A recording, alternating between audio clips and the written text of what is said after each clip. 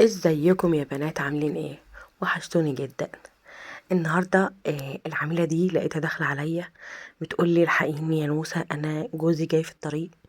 هو كان برا مصر يعني، واتصل بيها قال لها انا جاي في الطياره، و جايه لي يا عيني متورطه ومش عارفه تعمل ايه. طبعا شعرها كان مليان كميه زيوت مش طبيعيه. انا بعتذر على المنظر، اللبس بتاعها اتبهدل ميه من كتر ما انا قعدت اغسل لها شعرها.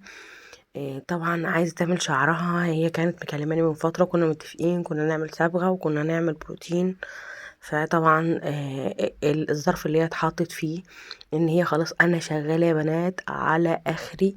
انا اول مره مبقاش واخده بالي انا بشتغل ازاي. انا كان عندي 5 عملاء النهارده، ف قعدت اغسل لها شعرها بكلارافينج اكتر من ربع ساعة، تلت ساعة بالظبط.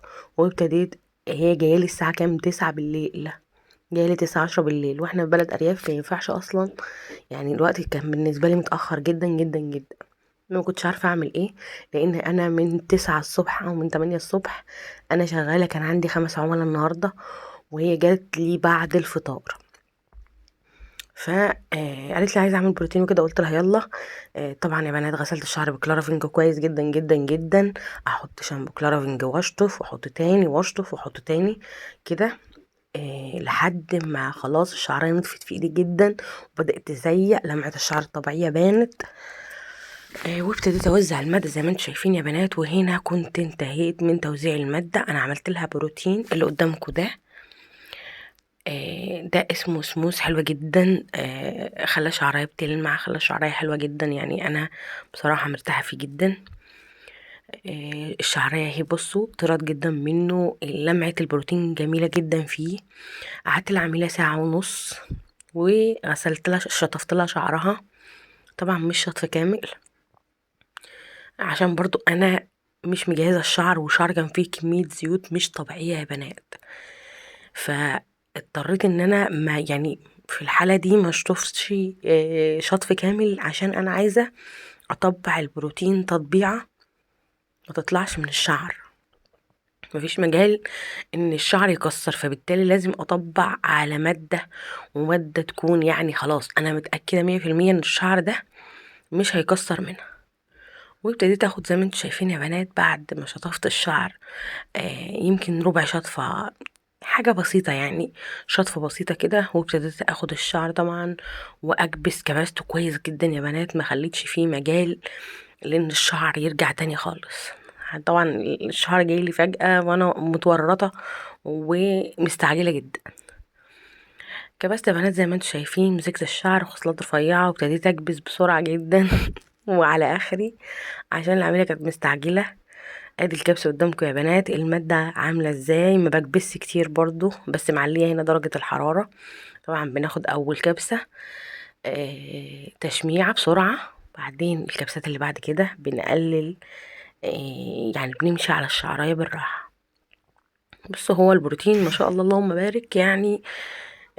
من تاني كبسة بيفتح معايا لون الشعراية. طبعا الأبخرة هنا عالية يا بنات، لأن أنا مش شاطفة البروتين شطف كامل أو نص شطفة زي ما متعودة، لأ. أنا عملت قيمة بالظبط نص لتر مية وشطفت بيه الشعر.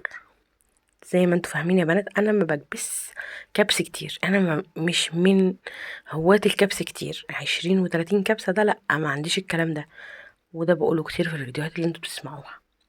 الشعر ده هتشوفوا في الاخر نتيجته بجد وهم. المواد الجديدة كلها اتعدلت يا بنات زي ما انتوا عارفين، و بتيجي معاكي من اول، يعني اول كبسة بتبقى تشميعة، تاني كبسة بتلاقي الشعراية، تالت كبسة بتلاقي الشعراية معاكي فتحت. بتاخدي بعد الشعراية ما تفتح كبسة تاني او اتنين بس يا بنات، لان المواد اتعدلت جدا.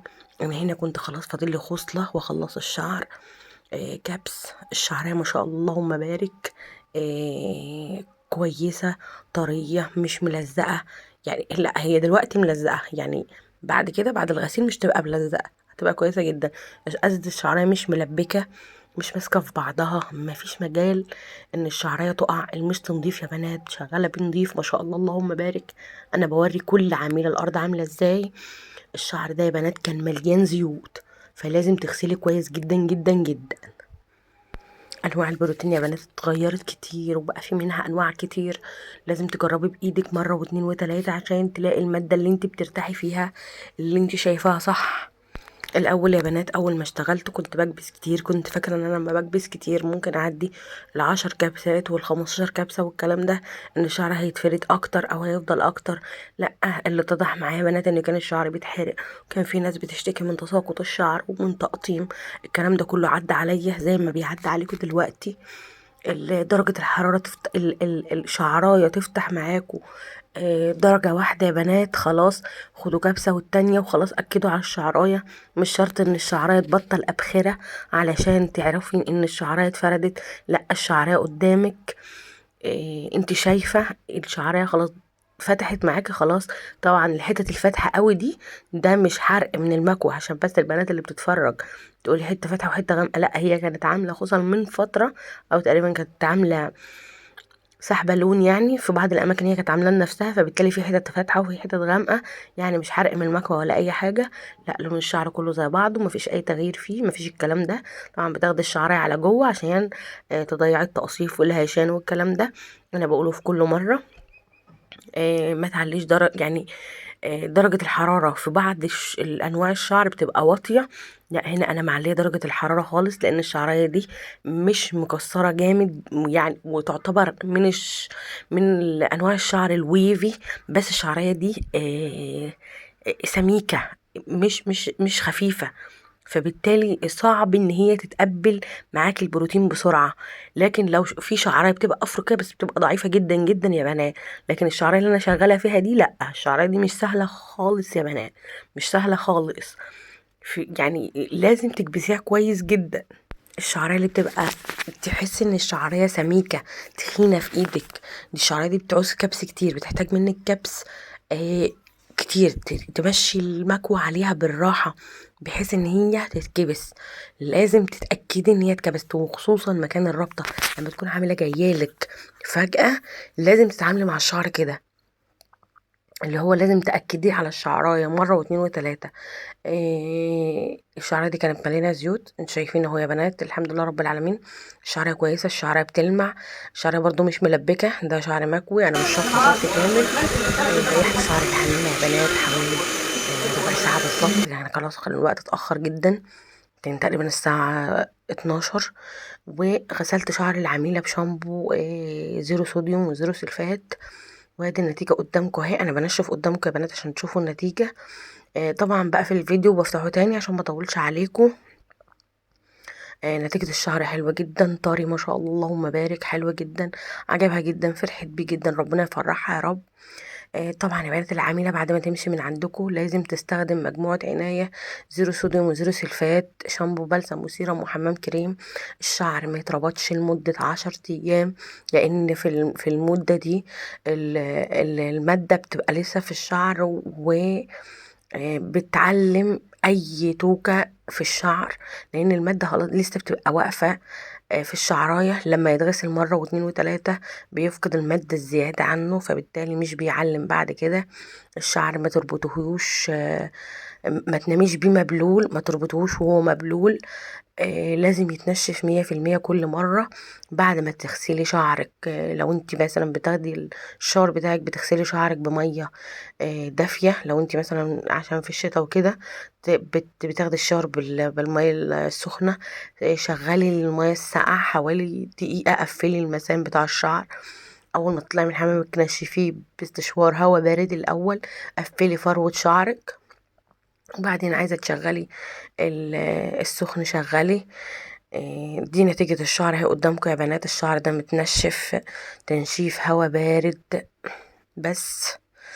النتيجة حلوة جدا، الشعر بيلمع، على فكرة انا طافية الاضاءة او موطية الاضاءة قوي بتاع الرينج لايت عشان اوريكم ان الشعر مفيهوش تقصيف، اللهم بارك مفيهوش اي حاجة. دي كانت نتيجة الشعر يا بنات بعد ما خلصت. انا بلاقي فيديوهات كتير على اليوتيوب وعلى الفيسبوك ان الشعرية بعد ما بتتعمل بتبقى يعني بتبقى كتير قوي قبل ما تتعمل، بعد ما تتعمل بحس ان هي هبطت قوي، انا بحس ان هي خدت من تقل الشعرايه، خفيفه الشعرايه. لا انا بحب الشعرايه زي ما انتوا شايفينها كده، بالفوليوم بتاعها ده. الشعرايه باينه كتيره ما شاء الله اللهم بارك. مش الشعر يعني مش خفيف قدامكم. اللهم بارك، يعني في لمعه. انا هنا ولعت النور يا بنات قدامكم. دي كانت نتيجة الشعر معانا النهاردة، ويا رب يكون الفيديو عجبكم. عايزة اشتراك في القناة وتفعلوا زر الجرس عشان يوصلكوا كل جديد، يوصلكوا كل شهر بشتغل فيه ازاي. آه، بحبكم جدا في الله. كل سنة وانتم طيبين، رمضان كريم عليكم، ويجعله موسم كويس ليكم يا بنات يا رب، وتعيشوا احلى سنين حياتكم، وادعوا لي دعوة حلوة من قلبكم، ولايك بقى كده وارفعوا لي الفيديو. تصبحوا على خير يا بنات.